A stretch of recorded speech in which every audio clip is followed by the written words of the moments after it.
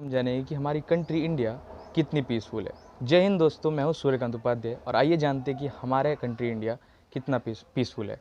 हाल ही में एक global think tank जिसका नाम institute of economics and peace है, उसने एक रिपोर्ट जारी की जिसका नाम है ग्लोबल पीस इंडेक्स। इस इंडेक्स में उसने इंडिया को 126 रैंक पे रखा और इससे पता लगता है कि इंडिया पिछले साल के मुकाबले 9 रैंक ऊपर आया है। ये बहुत खुश होने वाली बात नहीं, क्योंकि इस साल इंडिया 126 रैंक पे और 2022 में इंडिया 135 रैंक पे था। हालांकि इससे कुछ वॉयलेंस घटा तो है इंडिया में, लेकिन पूरे वर्ल्ड में हम लगभग अपनी जीडीपी का 17.5 ट्रिलियन वॉयलेंस में खर्च कर देते हैं या फिर वेस्ट कर देते हैं, जिसके कारण हर पर्सन को पूरे साल में लगभग $2200 इस वॉयलेंस को देना पड़ता है और वॉयलेंस में उसके वेस्ट होते हैं। ये रिपोर्ट कुछ 23 इंडिकेटर्स को ध्यान में रखते हुए किसी भी कंट्री को एनालाइज करती है और उसको रैंकिंग देती है। इस 23 इंडिकेटर्स को उन्होंने 3 ब्रॉड टॉपिक्स में क्लासीफाई किया है, जिनका नाम है कि किसी कंट्री में सोसाइटी में सिक्योरिटी का लेवल क्या है, उस कंट्री में टेररिज्म की डिग्री क्या है और उसके इंटरनल और एक्सटर्नल डिस्प्यूट्स की एक्सटेंट क्या है, किस एक्सटेंट तक वो उसके इंटरनल और एक्सटर्नल डिस्प्यूट्स चलते हैं, जिन पे ये क्लासीफाई करती है कंट्री को और उनको रैंकिंग देती है। रिपोर्ट से हमें ये भी पता लगता है कि पूरे वर्ल्ड में पिछले 15 सालों में वॉयलेंस की डिग्री लगभग 13 टाइम्स इंक्रीज हुई है। वर्ल्ड इतना अनपीसफुल है, तो इसके पीछे के रीज़न जानने की हमने कोशिश की, जिसमें कि हमें 3 रीज़न सामने आए। जिसमें कि पहला रीज़न आया कि पॉलिटिकल इनस्टेबिलिटी है वर्ल्ड में, और सेकंड रीज़न आया अनरिजॉल्व इंटरनल डिस्प्यूट्स। किसी भी कंट्री के इंटरनल डिस्प्यूट्स अनरिजॉल्व रह जाते हैं या फिर लॉन्ग एक्सटेंड तक खिंच जाते हैं। एक और लास्ट रीज़न सामने आया कि वॉयलेंट क्राइम बढ़ रहा है वर्ल्ड में। उस वॉयलेंट क्राइम में मर्डर, रेप, इस तरह के क्राइम्स बढ़ रहे हैं पूरे वर्ल्ड में। पीसफुल होने की सेंस में इंडिया भी अपने नेबर से नीचे लाया करता है, जिसमें कि भूटान, नेपाल, चाइना, बांग्लादेश जैसे देश इंडिया से ऊपर रैंक करते हैं। हालांकि सबके रीजंस अलग अलग हैं, लेकिन हमारे इंडिया का रीज़न अलग है बिल्कुल, जिसको कि हम एक सॉल्यूशन वे में देखेंगे और जानते हैं नेक्स्ट टॉपिक में कि आखिर क्या सॉल्यूशन है हमारे इंडिया को पीसफुल और इस वे में इफेक्टिव बनाने के। इंडिया को पीसफुल बनाने की बात कर रहे हैं, तो साथ ही साथ ये भी जानते चलते हैं कि हमारे इंडिया का 6% जीडीपी सिर्फ वायलेंस को मेंटेन करने में या फिर वायलेंस में यूज़ होता है, और इस 6% जीडीपी काफ़ी ज़्यादा होता है। इंडिया के कम पीसफुल होने का एक रीज़न है इंटरनल डिस्प्यूट्स का लंबा चलना। ये इंटरनल डिस्प्यूट्स ज़्यादातर कम्युनल डिस्प्यूट्स होते हैं, जैसे कि खालिस्तान मूवमेंट या फिर मणिपुर में जो मूवमेंट चल रहा है, जो अभी यहाँ पे दंगे चले, जो वॉयलेंस चल रहा है, वो कुछ इस तरह के रीजंस जो कि हम लोग एक्सेप्ट नहीं कर पाते। इसका मुख्य कारण है कि हम लोग एक्सेप्ट नहीं करते अपनी डाइवर्सिटी को। कुछ ऐसे लीडर्स जो इंडिया की डाइवर्सिटी पे सवाल उठाते हैं और कहते हैं कि ये पर्टिकुलर कम्युनिटी खतरे में है, तो उन जैसे लोगों को सुनना हमें कम करना पड़ेगा और हमारी डाइवर्सिटी को एक्सेप्ट करते हुए एक कम्युनिटी से बिलोंग करने से पहले एक इंडियन बनना पड़ेगा। कोई आपसे पूछे कि आप कौन हैं, तो हमें भारतीय बनना पड़ेगा किसी भी कम्युनिटी से बिलोंग करने से पहले। और एक और बात जानकर दे दूँ कि कोई कम्युनिटी यहाँ इंडिया में खतरे में नहीं है, भले वो खालिस्तानी लोग हों या फिर कोई भी हो। मणिपुर में जिस तरह के प्रोटेस्ट, जिस तरह के मूवमेंट्स चल रहे हैं, उनको देखते हुए हमें इलीगल माइग्रेंट्स को साफ तौर पे बॉयकॉट करना चाहिए और हमारे कंट्री के सिटीजन्स को पहली प्रायोरिटी देते हुए सामने रखना चाहिए, जिससे कि हम इंटरनल डिस्प्यूट्स को इजीली सॉल्व कर पाएंगे और उन पर ध्यान दें। इंडिया में वॉयलेंट क्राइम को कम करने के लिए हमें कुछ पॉइंट्स पे वर्क करना पड़ेगा, जिसमें कि पहला पॉइंट आता है रूल सेटिंग। हमें अपने कंट्री से कुछ ऐसे रूल्स को हार्श करना पड़ेगा ताकि वॉयलेंट क्राइम्स के लिए जल्दी से जल्दी सज़ा मिल पाए और जल्दी से जल्दी न्याय मिले, क्योंकि देरी से न्याय मिलना भी एक अन्याय के बराबर है।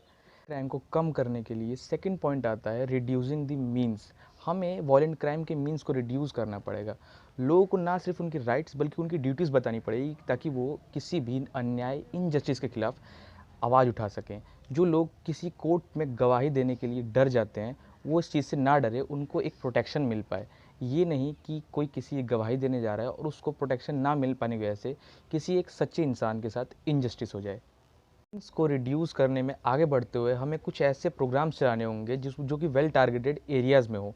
एरियाज़ से मेरा मतलब है कि कुछ ऐसे एरियाज़, कुछ ऐसे रिमोट एरियाज़ जहाँ पे डेवलपमेंट नहीं है, जहाँ के लोग अनएम्प्लॉयमेंट, पुअर्टी और माल न्यूट्रिशन जैसी बीमारियों से, चीज़ों से मर रहे हैं, उनकी तरफ ध्यान देना पड़ेगा, क्योंकि उसी जगह से ज़्यादा से ज़्यादा वायलेंस और विद्रोह सामने आता है, जिसकी वजह से पूरे कंट्री में पीस मेंटेन नहीं हो पाता है। उन एरियाज़ में जाके हमें डेवलपमेंट की बात करनी पड़ेगी, डेवलपमेंट करना पड़ेगा, एजुकेशन पे ध्यान देना पड़ेगा, लोगों को बेसिक नेसेसिटी पूरी करनी पड़ेगी लोगों की, जिसकी वजह से उन टारगेट एरियाज़ में हमें कोई दिक्कत ना हो, वहाँ पे वायलेंस ना उठे। एंड क्राइम को कम करने के लिए हमें एक सिस्टमैटिक, इंटीग्रेटेड और कोऑर्डिनेटेड अप्रोच को अपनाना पड़ेगा, जिसमें कि ना सिर्फ जुडिशियरी और एग्जीक्यूटिव बल्कि कॉमन पीपल भी पार्ट ले सके, जिसमें ना सिर्फ दिल्ली की साक्षी को देख के लोग हट जाएं, बल्कि जो उसको हार्म कर रहा है उसको हटा के उसको वहीं ख़त्म कर दे। तो इसलिए लोगों को भी पार्ट लेना पड़ेगा और अपनी ड्यूटीज़ जाननी पड़ेगी राइट जानने से। लोगों का मानना है कि क्राइम को कंट्रोल करने के लिए हमें हार्ड रूल्स बनाने चाहिए, लेकिन हार्ड रूल बनाना ही इनफ नहीं है, क्योंकि हम रूल तो हार्ड बना देते हैं, लेकिन जिन एरियाज़ में इनको इम्प्लीमेंट होना होता है वहाँ इम्प्लीमेंट होने के बाद वहाँ का डेवलपमेंट बिल्कुल नहीं होता है, जिसकी वजह से नक्सलाइट मूवमेंट्स हमें देखने पड़ते हैं। नक्सल मूवमेंट्स जो कि हमारे आर्मी के सोल्जर्स को भी हार्म करते हैं, ये सब हमें सामने आते हैं, क्योंकि हम लोग रूल तो बना देते हैं लेकिन वहाँ उस एरिया में डेवलपमेंट, एजुकेशन, पॉवर्टी पे ध्यान नहीं देते, जिसकी वजह से वो अपने आप को एक पिछड़ा हुआ और वो सिर्फ वॉलेंट मीन यूज़ करते हैं अपनी बात को सरकार तक पहुंचाने के लिए। इन चीज़ों पे भी हम बात करते हैं पॉलिटिकल स्टेबलनेस की। इंडिया में पॉलिटिकल स्टेबिलिटी बहुत अच्छी है, लेकिन फिर भी हमारे यहाँ जो पॉलिटिकल स्टेबिलिटी है वो सोसाइटी की सोशल, साइकोलॉजिकल और इकोनॉमिकल माइंडसेट पे काफ़ी ज़्यादा डिपेंड करती है। हमारे यहाँ पोवर्टी, अनएम्प्लॉयमेंट और कास्टिज्म एक बहुत बड़ी बीमारी है, जहाँ पे कास्ट के नाम पे वोट खरीदे जाते हैं। लोग अपने वोट इसलिए भेज देते हैं क्योंकि वो गरीब हैं, उनके पास अपनी बेसिक ज़रूरतें पूरा करने के लिए पैसा नहीं होता है। पोवर्टी को कम करने के कुछ साफ तरीके, देखिए पोवर्टी पूरी तरह से कभी ख़त्म नहीं हो सकती है, लेकिन पोवर्टी को हम कम कर सकते हैं एजुकेशन को एक्सेसिबल बना के, फूड को एक्सेसिबल बना के और हेल्थ को एक्सेसिबल बना के।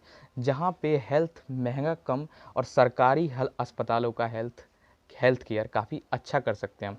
ये हमारी कोशिश हो सकती है, सरकारी कोशिश हो सकती है। अनएम्प्लॉयमेंट के लिए सिर्फ एक ही सुझाव है, इंडिया जैसी इतनी बड़ी पॉपुलेशन को पूरी तरह एम्प्लॉयड करना बहुत मुश्किल है। ये ना सिर्फ किसी एक पर्टिकुलर गवर्नमेंट का बल्कि हर एक कंट्री जो कि पॉपुलेटेड है उसकी प्रॉब्लम है।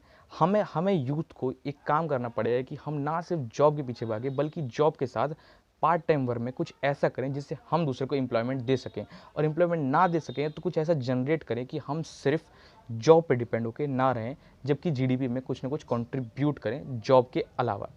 कास्टिज्म का एक ही उपाय है, कुछ ऐसे लीडर्स जो कि कहते हैं ये देश पर्टिकुलर एक कम्युनिटी का है, उनको अवॉइड करें और उनको बताएं कि अगर अखंड भारत होगा तो उसमें कोई पर्टिकुलर झंडा नहीं बल्कि तिरंगा लहराएगा।